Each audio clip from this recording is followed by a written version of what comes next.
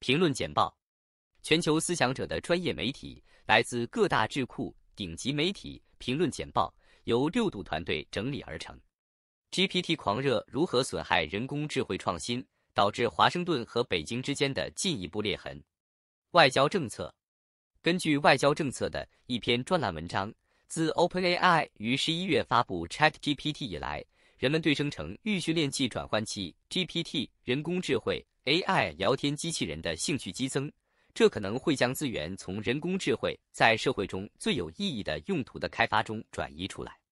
人工智慧已经迅速进入我们生活的许多方面，但该技术的大部分功能和转化未有意义的应用仍在进行中。一个典型的人工智慧项目已经需要许多高度专业化的技能，并且严重缺乏具有必要专业知识的训练有素的专业人员。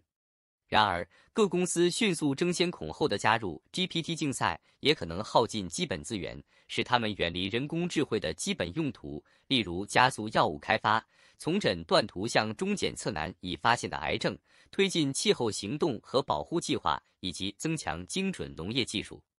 GPT 的另一个风险，也是所有 AI 演算法共享的风险，是它可能会传播偏见、错误资讯和有害内容。美国和中国的人工智慧竞赛将进一步分裂数据和研究资源，导致华盛顿和北京之间的进一步裂痕。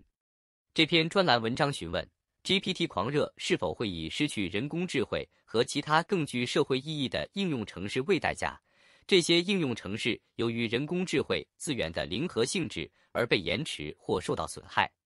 医疗保健的应用直接影响人类的生活和福祉，但他们必须与生成式人工智慧项目竞争。马克龙如何挽救他的总统职位？外交政策。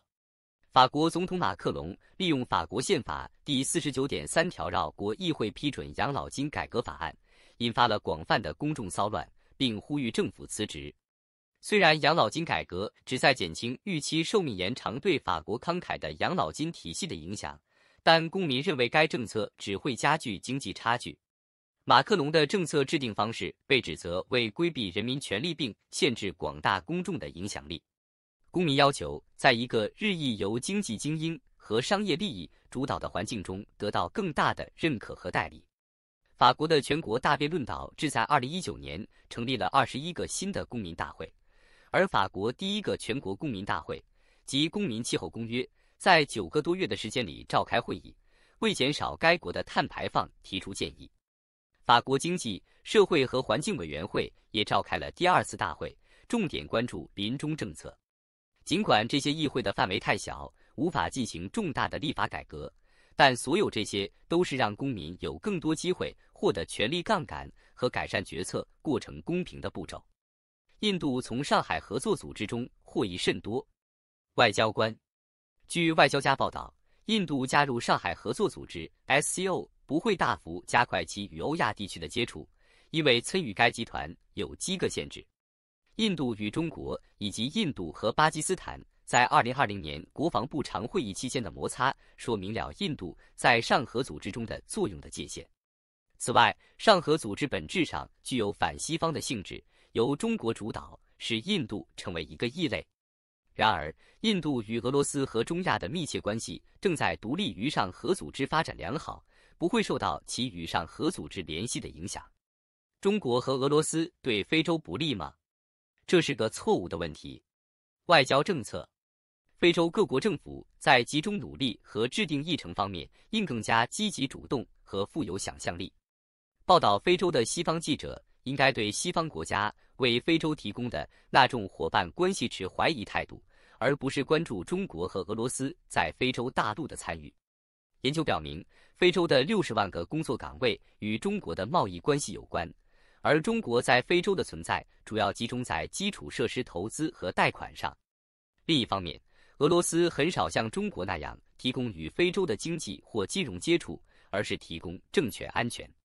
然而，非洲对俄罗斯和中国的盘算是，一个又一个脆弱的国家得出的结论是，西方提出的说明他们解决安全困境的建议是不充分的，甚至是有害的。促进西方在非洲利益的最好办法是做更多的事情来推动非洲大陆的经济发展，这最终威胁到非洲和西方。澳大利亚和东南亚。外交官，东南亚官员表示，如果澳大利亚将重点从核潜艇转移到网络空间、海底监视、电子战和人工智慧等领域，澳大利亚可以与该地区建立更密切的防务关系。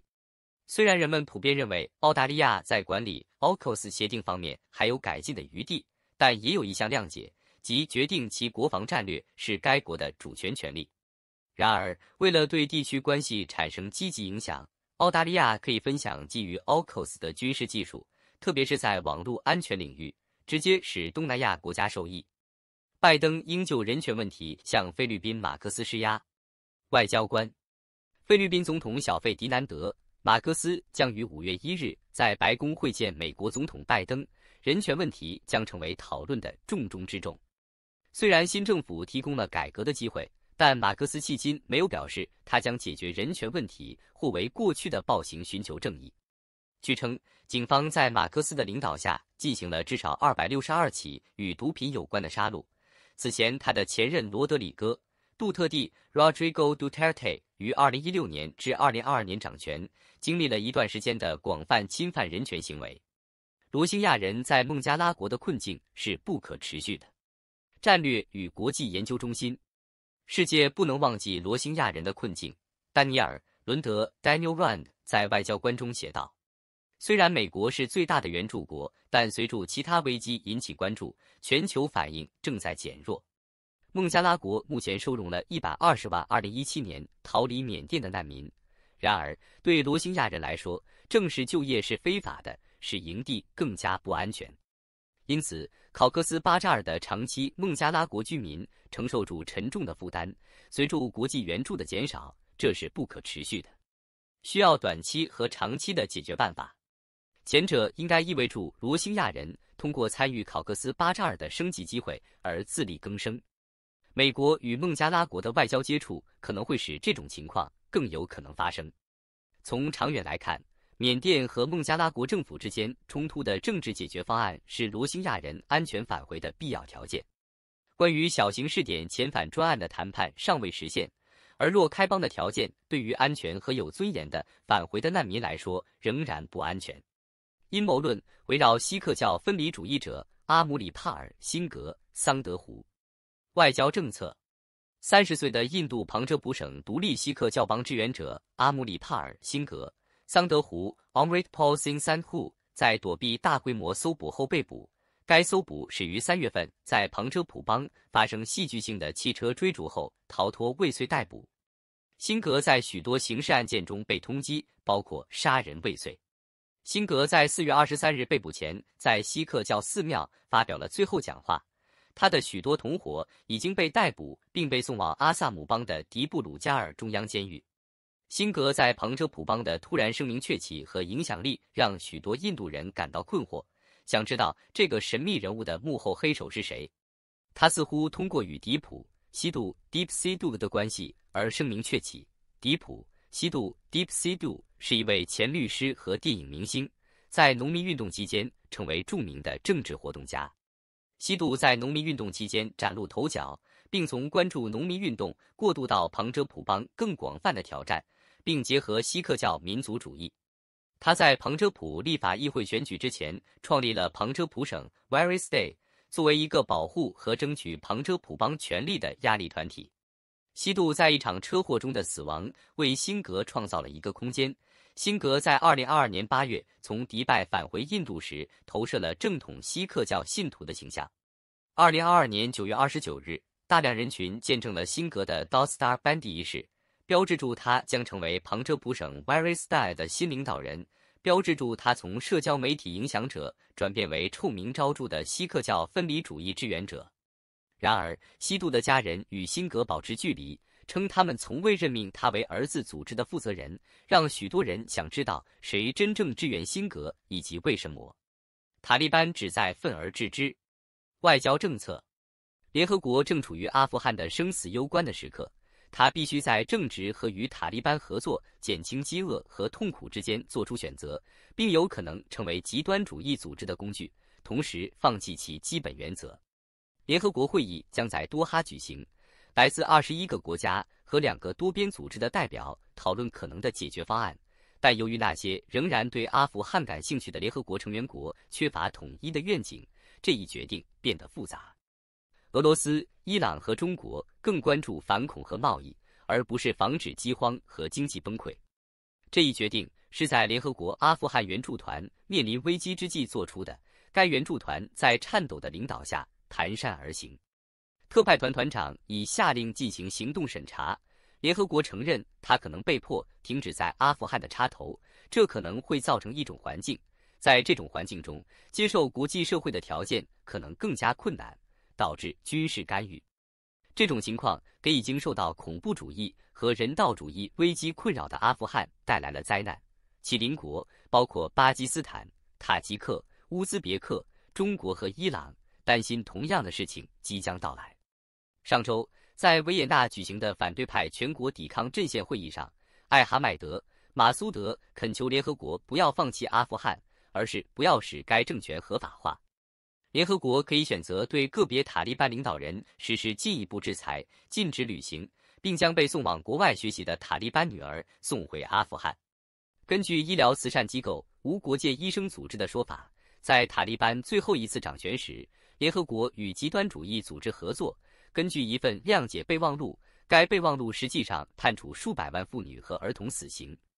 泰国的反对派能获胜吗？外交政策。泰国正在为5月14日的选举做准备，这可能会导致该国发生重大变化。与流亡者他信、希纳瓦有联系的为泰党希望以很大的优势获胜，以克服由军方控制的参议院提出的挑战，并使他信的女儿 Paetongtarn 成为泰国新总理。这将给军方支持的传统机构带来潜在的危险局面，包括君主主义者和军事领导人，他们将他信视为威胁，并呼吁更大的民主化。他信继续对泰国产生重大影响，他的民粹主义经济政策仍然受到农村选民的欢迎，他仍然希望安全返回泰国。尽管民主在泰国仍然难以捉摸，但分析人士认为，即将到来的选举为泰国提供了一个难得的机会，可以改善其政治制度。谢谢收看评论简报，请通过6dobrief.com订阅。